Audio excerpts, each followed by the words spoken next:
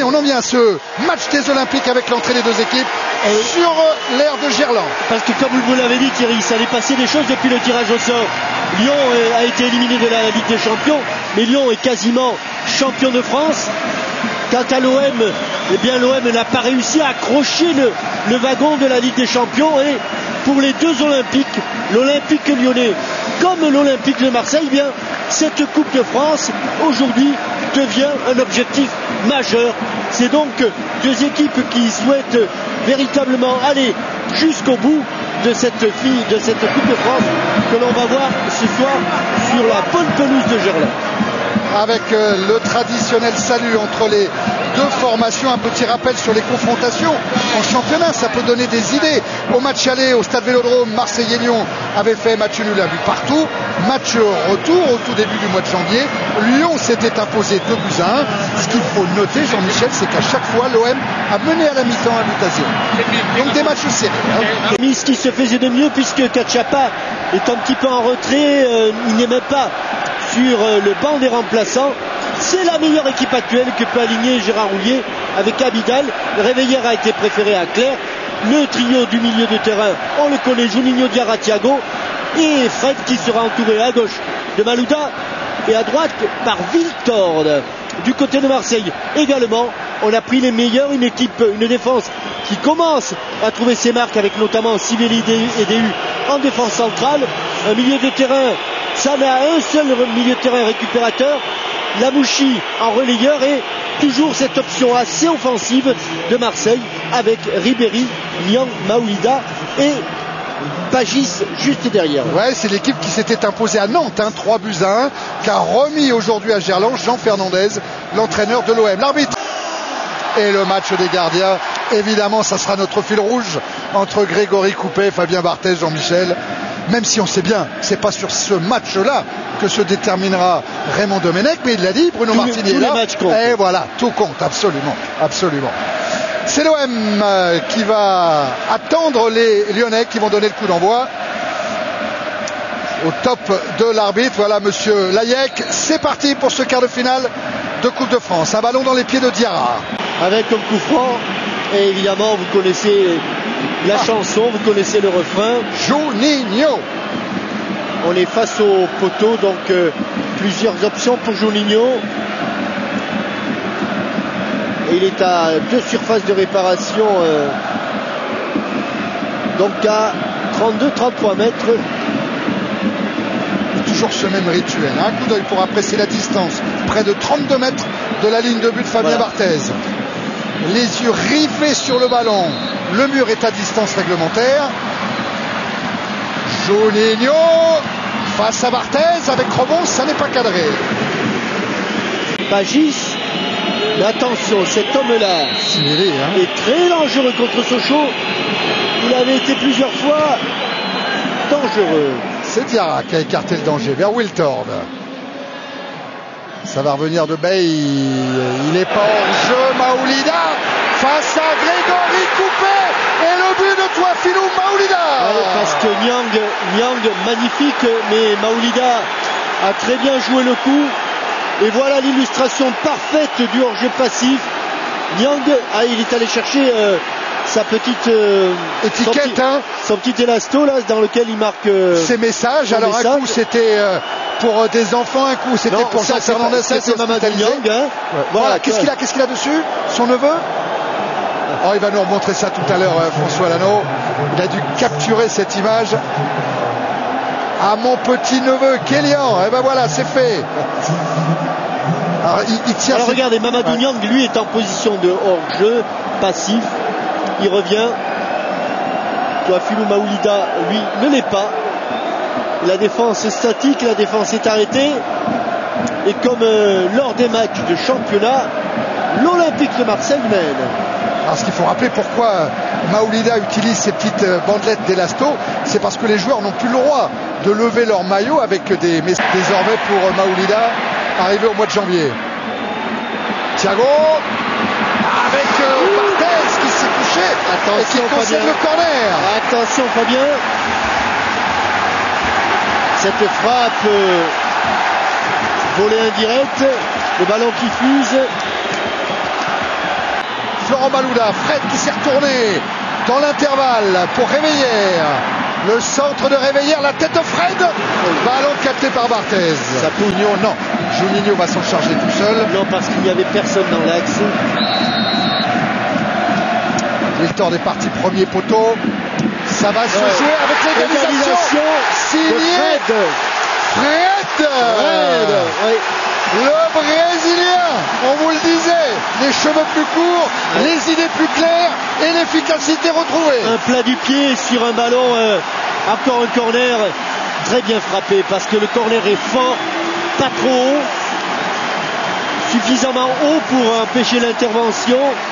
Au second poteau, dans une position inhabituelle pour Fred, qui est plutôt premier poteau ou dans l'axe. Là, il est au second poteau. Tout le monde passe au travers et la balle est légèrement touchée, à peine touchée par Florent Malouda et en déséquilibre complet, son plat du pied. Il n'a même pas frappé, il a juste mis le pied en opposition. Nyang, Ribéry. Ah oui, un bon ballon pour Mahamadou Nyang face à Chris. Centre en retrait, contrôlé par la défense lyonnaise. Pas dégagé. Et voilà Maoulida qui a récupéré la frappe de Lorixana. Ils sont dangereux les Marseillais chaque fois qu'ils s'approchent de la surface de réparation. Et là ça devient... Ah oui, la mire se rapproche.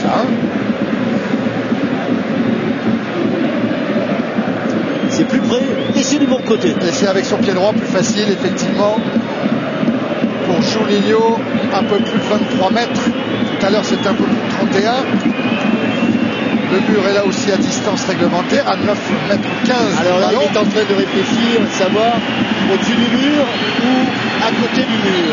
Et les questions que se pose également Fabien Barthez. Fabien Barthez a pris le pari qu'il taperait à côté du mur. Il couvre l'angle qui n'est pas protégé par le mur. Alors Juninho qui s'élance, qui frappe, pied ouvert, trop ouvert. Ballon renvoyé par Sivelli. Dernière poussée avant le repos. Juninho. Wiltord à l'entrée de la surface, la frappe, elle a été déviée. Le faux 1-2 qu'il a fait, le flow 1-2 qu'il n'a pas fait avec Réveillère. Mais la pelle de balle de Réveillère a troublé les défenseurs. Et là, le dernier coup franc de cette première période pour Chris. Au tout début de la deuxième période, nous vous montrerons les 3 buts inscrits au Parc des Princes pour la qualification du PSG face à Lille, 2 buts à 1. On en parlera de tout ça dimanche dans Téléfoot après Automoto à 10h50, fin de la première période de ce Lyon-Marseille. Un but partout entre les deux Olympiques. On se retrouve dans quelques minutes. Juninho. Alors devant lui il y a Maoulida et Ribéry qui forment le petit mur à 2 demandé par Fabien Barthez. Attention, Chris en position de hors-jeu. Quelle option va-t-il choisir? Juninho, il a frappé, le ballon a été dévié, corner.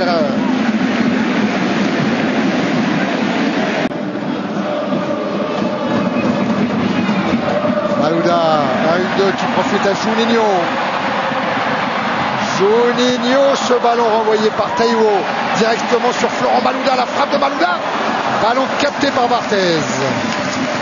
Mise en jeu à Vidal. Avec Malouda.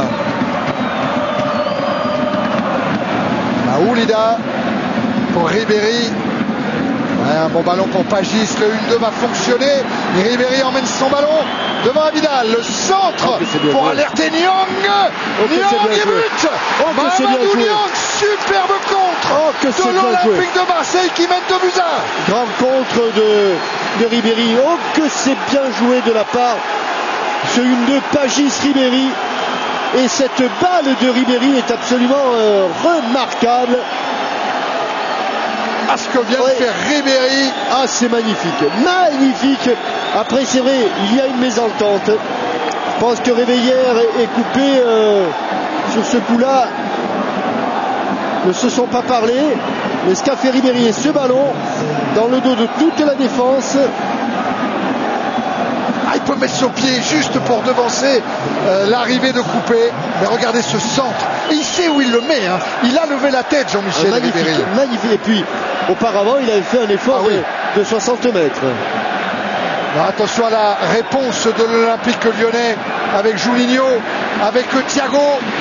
Thiago qui essaye de placer son ballon. Personne ne l'a touché. Ah, ça va nous donner 25 minutes intense.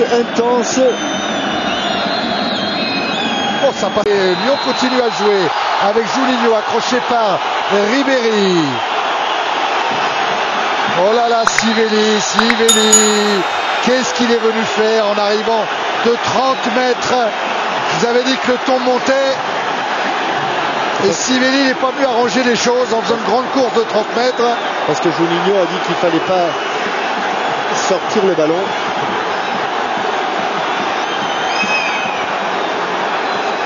Allez, ça va s'arranger.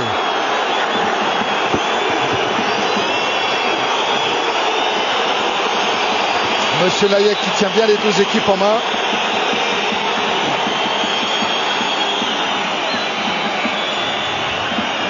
Alors, que va-t-il advenir après cet accrochage? Maoulida pendant ce temps-là en tout cas s'est relevé. On va revenir à la faute forcément de Ribéry. Ouais, sur Juninho. Pour interrompre le jeu d'ailleurs.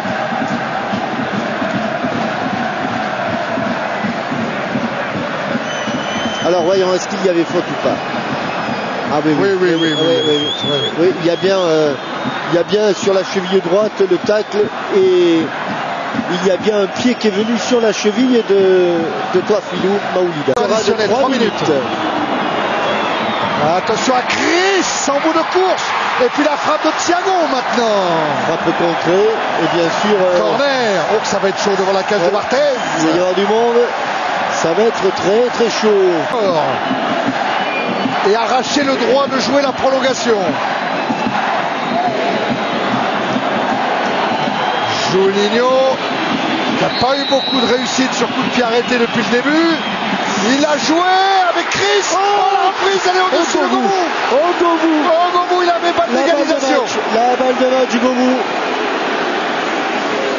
La balle de match, en fait, la balle d'égalisation. Ouais. Et après, on a vu Juninho à genoux. Regardez cette balle. Elle frappée. Et je pense que là. Et Meïté va rentrer. Oui, enfin, je ne suis pas sûr qu'il ait le temps d'entrer. Hein. Et regardez cette image de Juninho. Il aura pas le temps d'entrer. Marseille est en demi-finale de la Coupe de France. Tout comme le Paris Saint-Germain qui s'est qualifié face à Lille en début de soirée. L'Olympique de Marseille élimine l'Olympique lyonnais de Juninho. Les matchs de championnat avaient été serrés. Cette rencontre également. Et ils sont venus chercher leur qualification à Lyon. Ah ouais, c'est un gros exploit de la part de l'Olympique de Marseille. 10 fois vainqueur de la Coupe de France et qui peut rêver d'un 11e succès. La finale a été avancée, ça sera le 29 avril. Si David est avec quelqu'un, qu'il n'hésite pas.